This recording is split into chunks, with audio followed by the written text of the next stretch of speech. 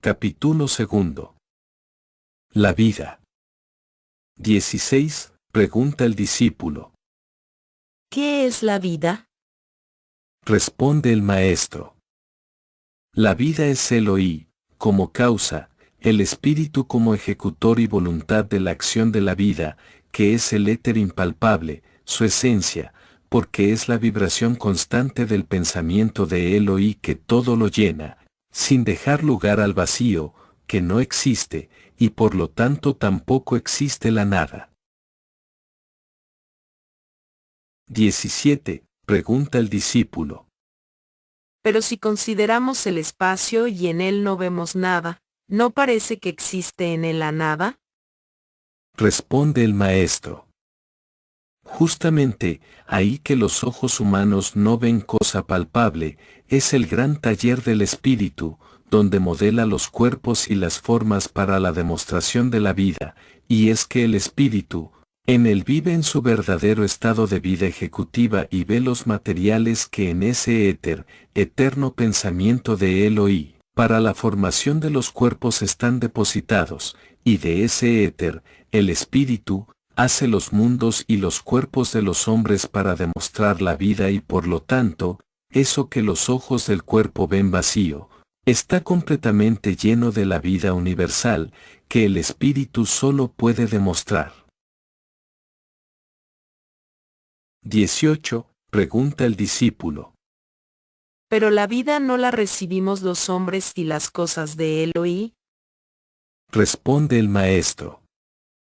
Justamente, por solo Elohí todo tiene vida y vida eterna, pero si esa vida solo fuera en estado etéreo, ¿de qué aprovecharía? Y por añadidura, no existirías tú para sostener este precioso diálogo, en el deseo que tienes como hombre, de comprender la vida, y por esto Elohí exige del espíritu, que demuestre la vida en cuerpos y formas, eternamente renovadas, y así, el espíritu, que es la voluntad de Elohí, convierte el éter, pensamiento de Elohí, en formas tangibles, hasta su cuerpo, en el que se encierra para crear eternamente formas y mundos, cada vez más bellos y en ellos, como espíritu y como hombre, goza de su acción de ser voluntad tangible del gran Elohí, para lo cual, se completan éter y espíritu, que son pensamiento y voluntad de Elohí, resultando así el ser de las cosas por la acción del espíritu, nacidas del deseo de ser que es su pensamiento. Ese pensamiento de Elohí,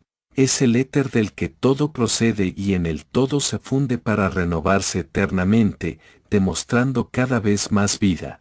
Cuantas más formas y más bellas ejecuta la voluntad espíritu por el que está demostrada la vida, en las ideas primero, y luego en los mundos con los tres reinos y por todos en el hombre, corona de la creación y la vida demostrada. Por esto sentó Set, refiriéndose al espíritu, en él estaba la vida, y la vida es la luz de los hombres.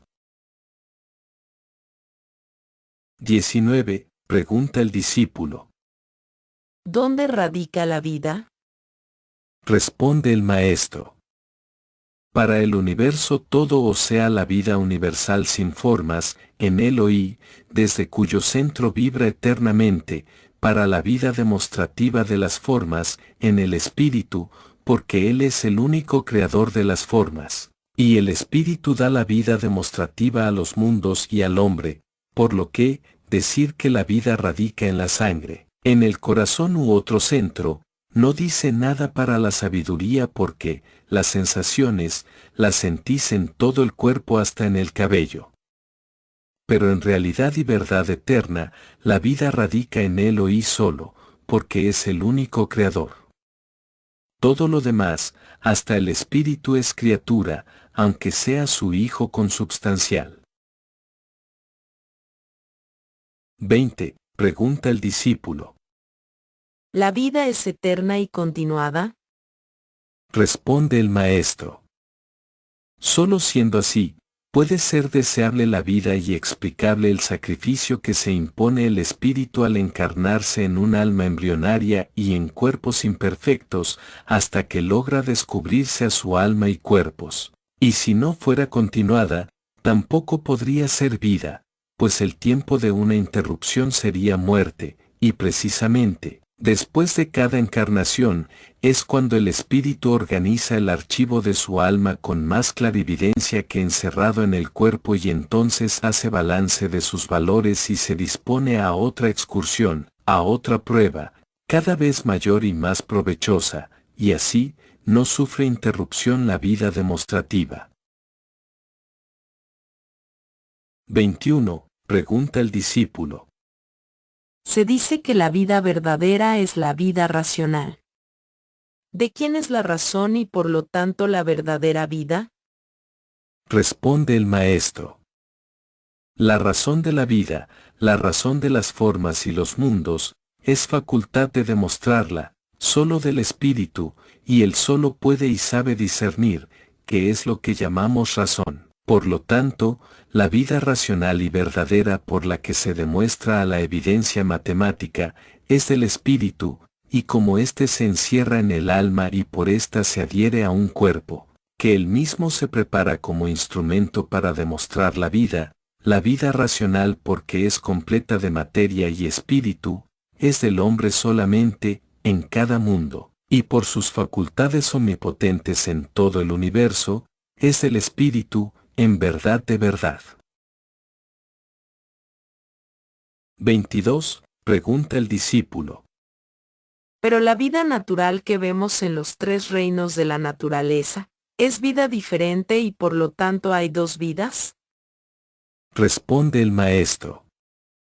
La vida solo una es, en todo el universo, pero los seres y reinos no racionales solo tienen la vida natural emanada del principio de la vida éter, y es el magnetismo remanente que cada molécula ingiere en su eterno baño en el éter vivificante, pero cada molécula no la puede demostrar, porque es necesario para la demostración un movimiento de impulsión y otro de repulsión, con una alma que les sirva de fuerza central, que equilibre las dos fuerzas. Esto, lo demostraréis en todo movimiento mecánico aún a la simple vista y con poco raciocinio, pero la causa actora, siempre es la fuerza central o alma, que sirve de ligazón a todas las moléculas de los cuerpos minerales, vegetales, animales o mundos, pero todos son regidos y organizados por el espíritu, único facultado para demostrar la vida en sus diferentes grados,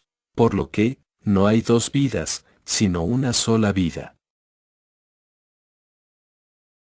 23. Pregunta el discípulo. ¿Y cómo se dice dos vidas, dos reinos o dos mundos? Responde el maestro. La causa es tan sencilla, como racional. Se dice dos vidas, porque la materia, o los cuerpos, tienen la ley natural del trabajo y del goce, sin responsabilidad. El espíritu tiene la vida relativa, o de la razón, por lo que es responsable de todas las cosas de la vida y de la armonía de la vida. Y en tanto no domina a las vidas naturales incluyéndolas en su alma por el dominio de los instintos, parece, sin un análisis justo, que la vida de la materia sea diferente a la vida del espíritu, y no es más que la diferencia de grado. Cuando el espíritu ha logrado dominar los instintos de la materia y los une a su conciencia, decimos racionalmente que unimos las dos vidas, los dos reinos y los dos mundos, el material y el espiritual. 24. Pregunta el discípulo. Por lo que observo, ¿la vida del alma es solo vida material? Responde el maestro.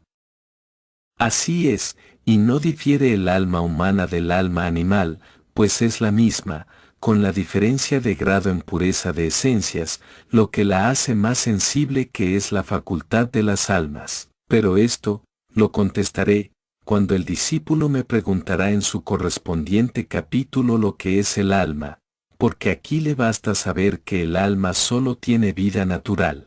Y aún agregaré que además de tener el alma solo vida natural, esta vida es temporaria. 25. Pregunta el discípulo. ¿Cómo? ¿El alma humana es temporaria? Responde el maestro. No se espante el discípulo. Entienda que dije temporaria y no temporal. Sí, el alma humana es temporaria como individualidad, pues necesita que su espíritu la cree para vestirse de ella, y entonces la individualiza del alma universal, amasada con el alma animal en que ha vivido ave eterno, como todas las cosas, en el común del éter, que es vida, pero no es individual hasta que forma entidad con el espíritu que la toma, para darse forma de hombre, cuando va a empezar su vida de creador. Desde entonces, el alma individualizada vive ya para toda la eternidad, en irrompible maridaje con el espíritu y dando vida a muchos cuerpos temporalmente y exprimiendo así todas las esencias de un mundo, que el espíritu archiva en aquella alma, que cada vez embellece y purifica más y esa alma brillará más que un sol y que muchos soles, cuanto más habrá trabajado. Lo que no podría hacer si no hubiera tenido el feliz día de su nacimiento como individualidad. 26. Pregunta el discípulo. Cierto, maestro, que temblé de espanto ante la palabra temporaria para el alma. Pero el cuerpo, que es el instrumento con que el espíritu obra la creación, no tiene más pago que el goce breve de una existencia, y esto contando que esa existencia no sea muy amarga. ¿No será esto injusticia? Responde el maestro. Discípulo amado, agradezco tu pregunta. Ya te he dicho que ni la materia muere, y que el espíritu extrae toda la esencia de un mundo, por los cuerpos que se crea, a los que se adhiere por su alma. Esto ya dice que toda materia llega adipada por el alma, hasta el progenitor Elohí, cuando el espíritu, rico por su trabajo, puede volver a la casa de su procedencia. Pero has provocado un secreto con tu pregunta, que aún en la tierra no se ha dicho. Pues bien, ni aun los cuerpos del hombre mueren, ni se pierden aunque los veas podrirse y quemarse. Y cada espíritu y en cada mundo acaba la vida de ese mundo, con el mismo cuerpo que la empezó, mas téngase presente, el valor real de un cuerpo no es el peso de su materia, sino las esencias de la materia, y esas las lleva el espíritu, con toda la estructura, fluidificada. Esas esencias son las que el espíritu emplea como materiales adecuados para la fabricación de un nuevo cuerpo, cada vez más bello y perfecto, excepción del sexo, porque esto corresponde a la ley de justicia de la procreación en la más rigurosa compensación, pero su primer cuerpo en un mundo será también el último, aunque no se le parezca en nada ya, por la belleza alcanzada. 27. Pregunta el discípulo. Mucho me ha satisfecho. Pero, ¿no son responsables el cuerpo y el alma de lo que hagan sufrir al espíritu? Responde el maestro.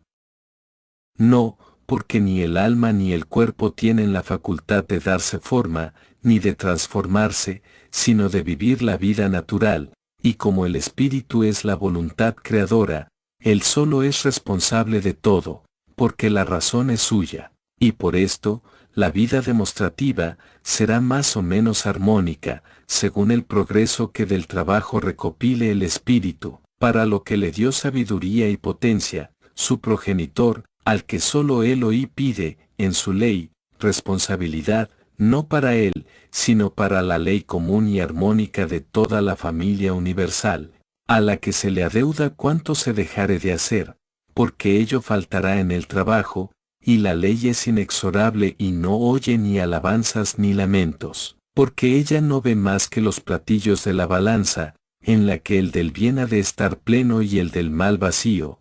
Esto, cada espíritu lo ve él solo quiera y no. Por lo tanto él solo es el responsable, porque solo él es, la voluntad que es ser, y la materia o vida natural es el pensamiento que solo es deseo de ser. 28. Pregunta el discípulo. De modo que recopilando aún más diremos que la vida llamada racional es del espíritu. Responde el maestro. Así justamente es.